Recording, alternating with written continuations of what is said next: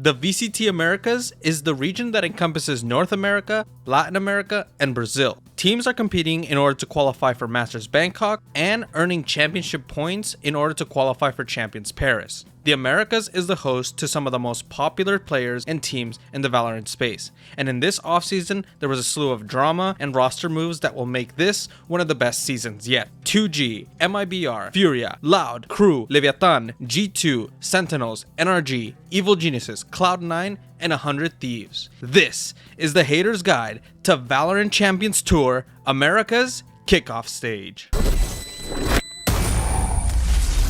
Game Esports was the Ascension's winner from the 2024 season. They had an incredible journey as the 2 seed from Brazil to an incredible run at the Americas Ascensions tournament, where they scraped their way into playoffs and went on an amazing run to beat M80, All Knights, and in the grand finals went on an incredible 5-map series with M80 again to be crowned the Challengers Ascensions champions.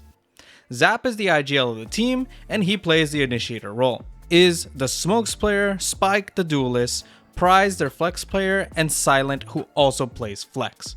Unfortunately for 2Game, Spike is currently 17 years old, meaning he will not be able to participate in the first leg of America's stage. In his place, Gobera from Legacy in Tier 2 will be taking his place, at least temporarily. To be honest, there is a massive uphill battle for this team, especially since there are new changes to how long the Ascension teams will remain in Tier 1. They are currently competing with G2 to see who will make champions and retain their spot. And if both make champions, then only one who places the highest in the tournament will remain, while the loser will have to go to the Ascensions tournament and defend their spot against the other LATAM teams, NA and Brazil. I do hope the best for this team, but there are some amazing teams that are competing this season. Boa sorte. MIBR were looking rather boring at the start of the offseason.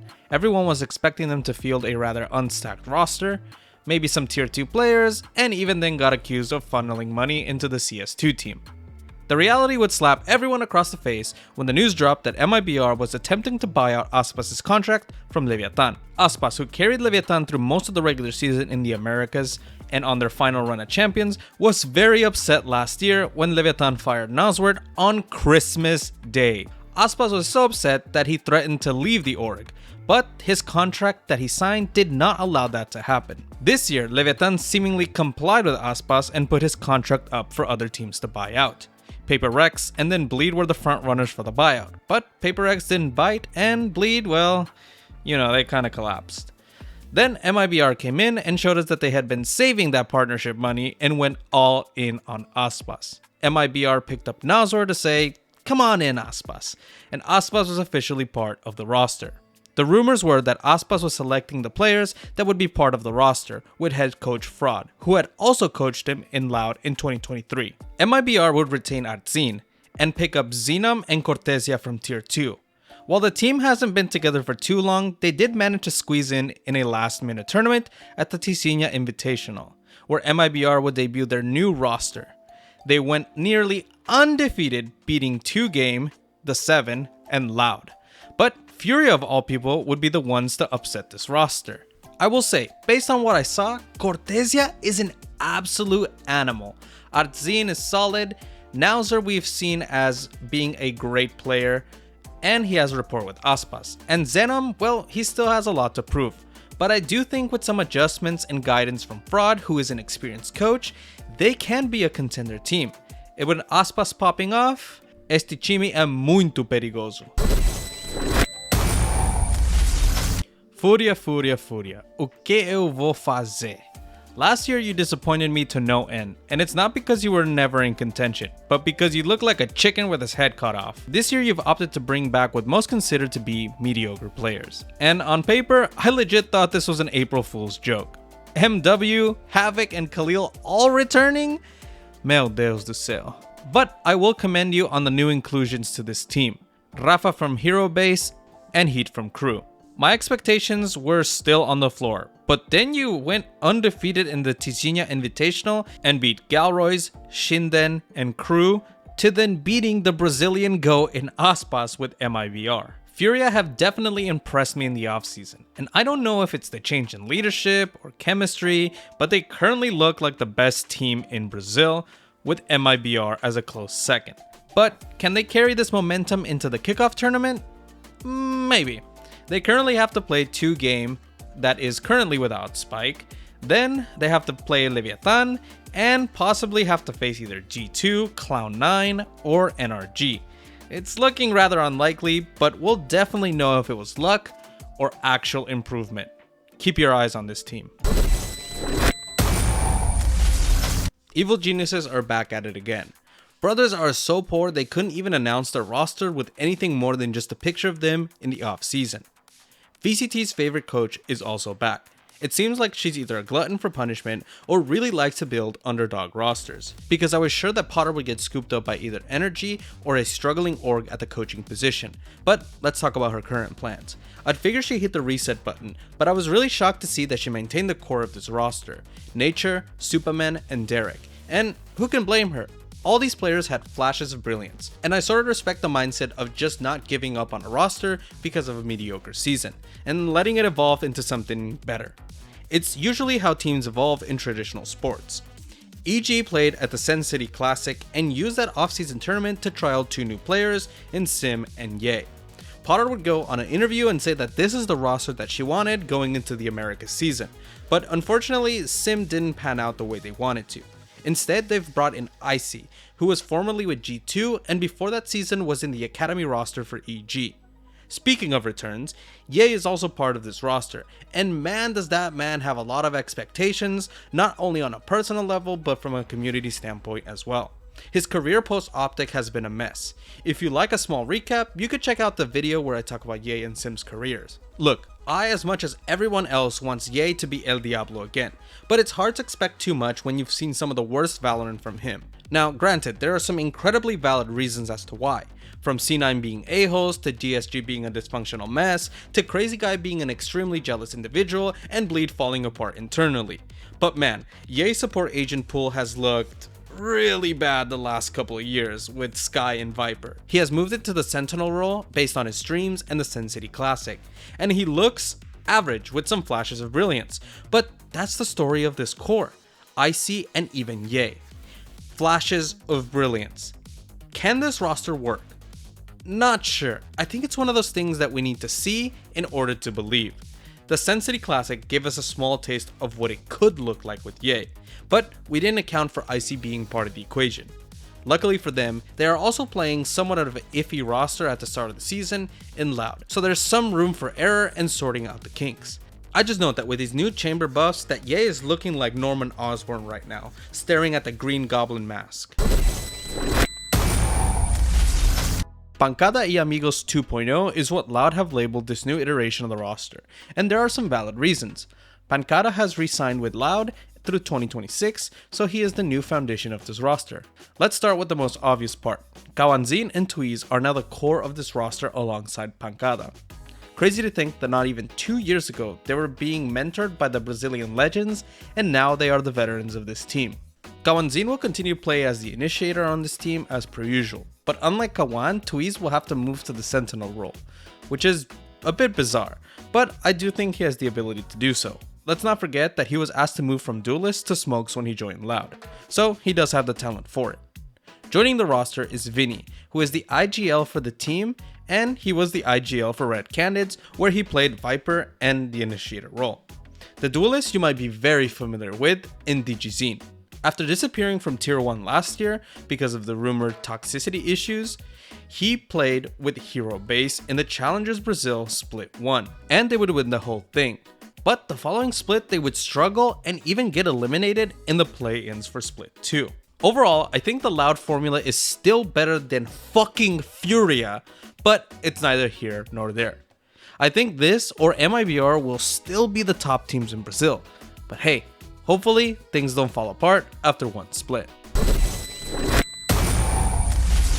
Holy, I am beyond ecstatic for this team in the upcoming season. NRG had a worse crash out than me after D-ranking twice in one day in Valorant.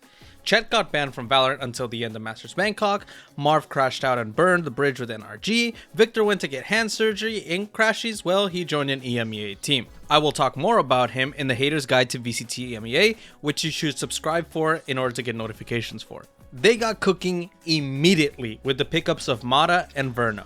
Mada is the duelist for this team, and while he was the biggest red flag for this team, he's great at every duelist, and while he did the majority of the time play Neon in the off season, who did already get a nerf, Yoru, Jet, and Raze are just as good for Mada. But man, we have to talk about the star of the show, Verno. Yes, an initiator player. Verno has been playing out of his mind. His aiming is insane, and his game sense is on another level. It's one of those things that you need to see in order to understand. As far as FNS and SOM, they took care of business in the offseason. All their demons were exercised. At the Sen City Classic, they went undefeated, beating Sentinels, Evil Geniuses, and getting their revenge on Cloud9. Then they would head into Soup Valorant League, and while they did get upset by Rapid Lo-Fi, it was Destiny that brought them to the lower bracket, as they would have to face the reason why NRG down spiraled, having to face Billy in the lower bracket. And boy did they make them and every fan sweat. NRG had to claw their way back up from an almost disastrous map 1 and a tough as nails map 2. But map 3 was on cruise control for NRG, as they seemed to have a very strong Abyss map. NRG would then have to go back and face Rapid Lo-Fi once again, and they made quick work of them with a 2-0, just like I had predicted originally. The demons didn't stop there. Made in Thailand had CGRS, who gave us the Cove incidents back in Masters Tokyo in 2023 that prevented NRG from being a top 3 team at that tournament. And while they did go 3 maps, NRG always found a way to win, which is the opposite of them in the last season.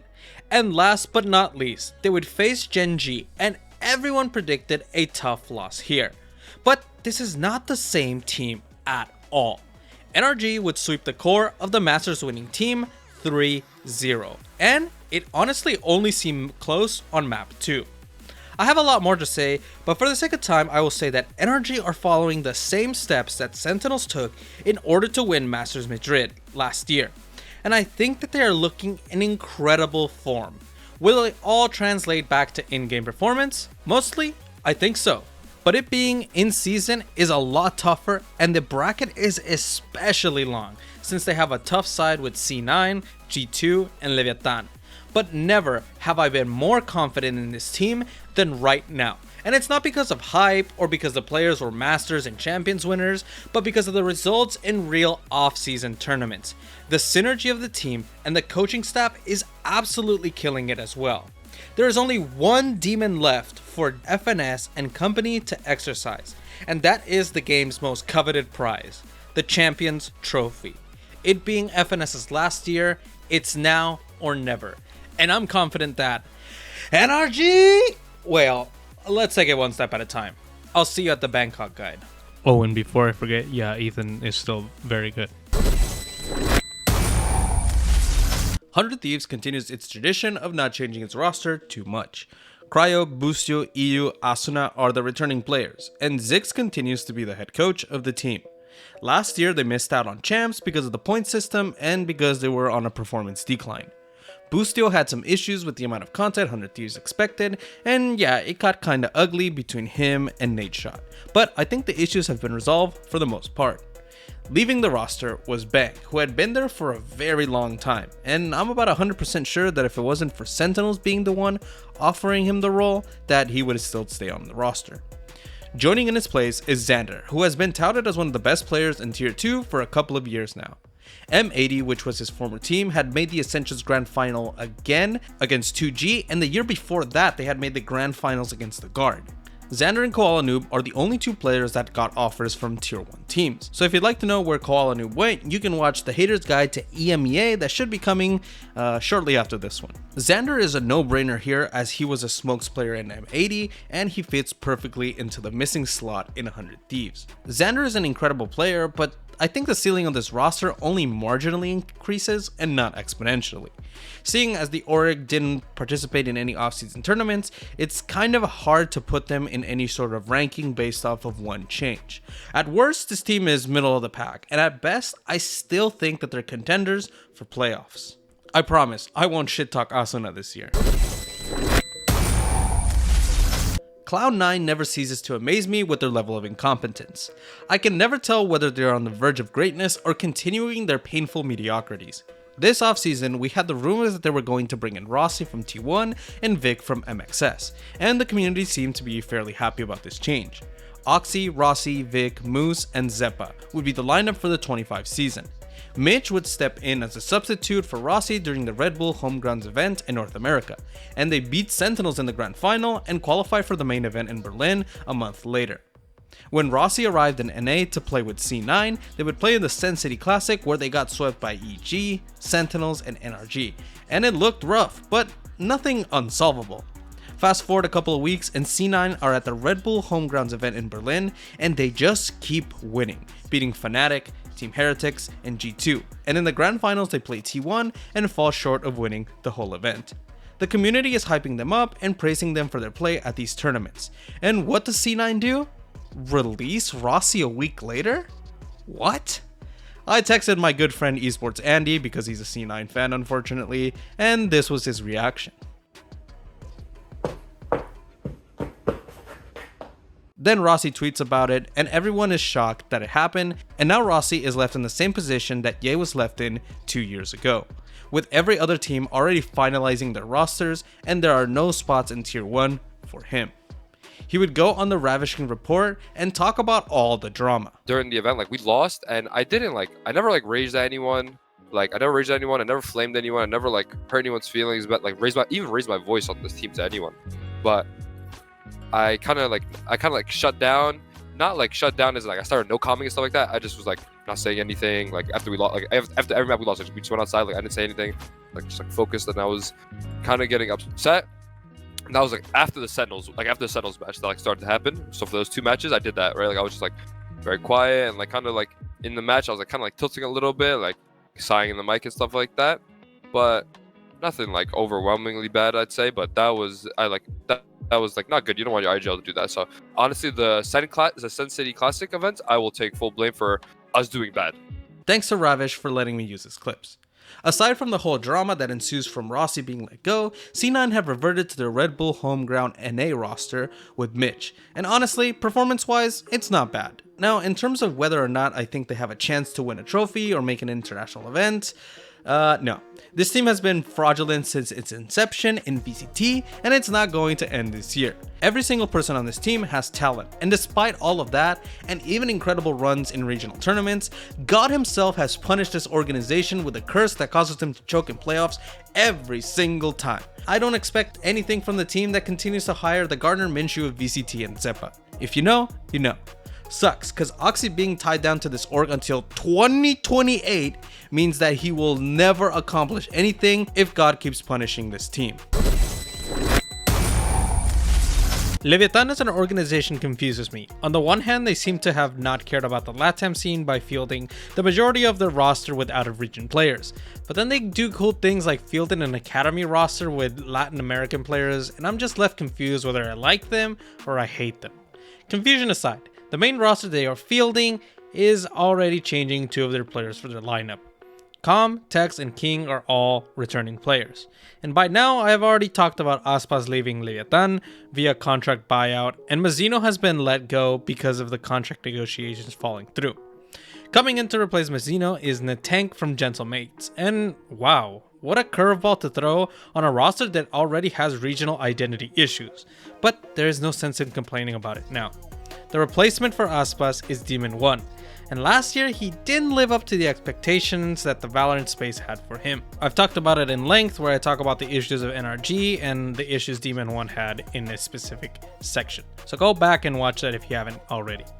Leviatán, despite infuriating the hell out of me, should still be a formidable team regardless. They have solid players and even played in the Riot 1 Invitational, where despite only playing best of ones, did manage to beat Fnatic while losing to Zeta Division and DFM. No clue how they will perform in season, so I will say middle of the pack at best.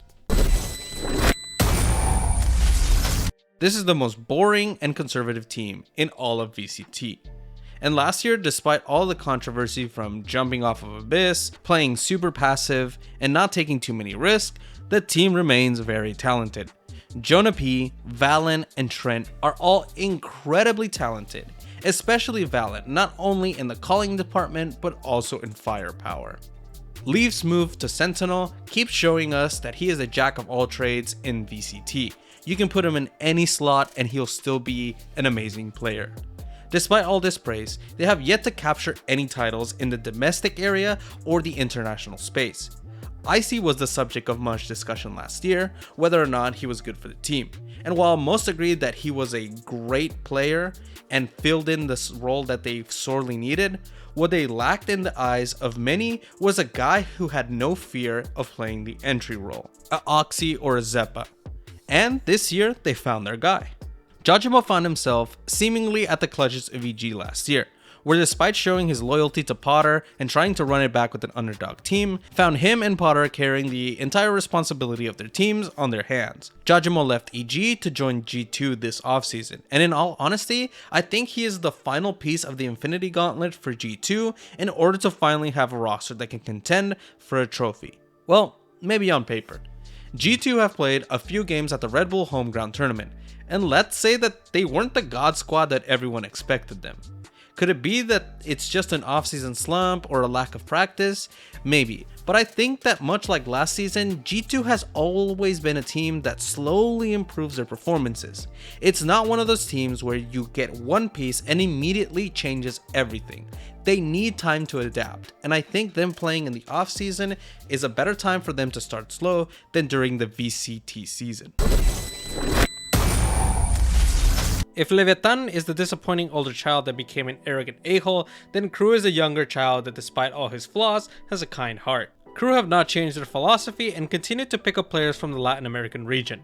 This time around, they still have Keznit, who has been playing some of his best Valorant last season, Shy, who found his stride with Crew last year after being dropped from Leviatán, and Melzer, who is a solid support player. The additions to the team welcome Mazzino making his return to the pink jersey as another player who has been on the news for some less than favorable accusation, although not much has been proven, so it's hard to speculate past that speculation. Despite all of that, Mazzino was a major statistical performer in Leviatán's run at Champions alongside ASPAS. Adverso is the new addition to the roster, and I for one welcome experimenting tier 2 players in the VCT space. Even though he's the only new addition to the LATAM tier 1 space, it's more than what other orgs are doing. Adverso played at All Nights last year, where they would take M80 to the limit with a 5-map series, with them ending All Night season in 3rd place. So the man does have some LAN experience in front of a crowd. I can see this team making the playoffs and having decent runs. It really all depends on if they can evolve and adapt to the meta faster than they have in previous years, where they have followed the meta instead of being the trendsetters. If they can change to become the trendsetters, then they can finally make an international LAN that is not Champions. Mientras, yo solo espero que le den unos madrazos a Leviatán. Sentinels have had a rough off-season. It seems like most things aren't going their way. Saucy and Ten's departed the roster was a huge blow to their stacked lineup. But to be honest, I think this opened up an opportunity to become better. Sentinels took this chance and picked up the best free agent in the initiator role in Narrate. And despite this not being a surprise at all, it still proved to be a solid replacement for Saucy. They also pick up Bang to replace Tens. And while I've always advocated for Bang being extremely talented, I still think that these replacements aren't one for one. Sentinels played with Redux and Curry instead of Narrate and Bang at the NA Red Bull Homeground Qualifier, where they fell short to Seed 9. At the Sen City Classic with Narrate and Bang, they left a lot to be desired by most of their fan base. There was some role switching that happened during the tournament and maybe some experimentation, so most just brushed it off as nothing. But NRG ended up winning the Sen City Classic and stole their thunder. At Soup, they return as the previous champions of the tournament, formerly known as Africa TV, but they still look strong playing against Gen.G and even beating them. But the next match, they would get upset by Made in Thailand, and now we had the deja vu of Champions 24, where Gen.G and Sentinels will have to play each other in an elimination match. And unfortunately for the NA Sentinels fans, they would get sent home in the decider. And NRG would go on to defeat Gen.G in the grand finals, once again stealing Sen's thunder from last year. Sentinels are definitely going to have to find a way to step it up in the regular season. I think they have the talent and the coaching to adjust to their off-season woes, and they even have a bye thanks to their placement at Champions, so there's still a lot of opportunity to make Masters Bangkok. VCT Americas starts on January the 16th, and we already have some exciting matches. Evil Geniuses vs Loud, MIBR vs 100 Thieves, NRG vs Cloud9, and 2 Game Esports vs Furia, all in the first round. Crew, Sentinels, G2, and Leviatán have a bye due to their qualification to Champions 24. I will make a separate video talking about my pick'ems, so like and subscribe to see that video. You should also subscribe to see the Hater's Guide to VCT EMEA, which will include special guests in Command and 4TV. And if you came from that video, thank you so much. And as always, thank you for watching, and have a nice day.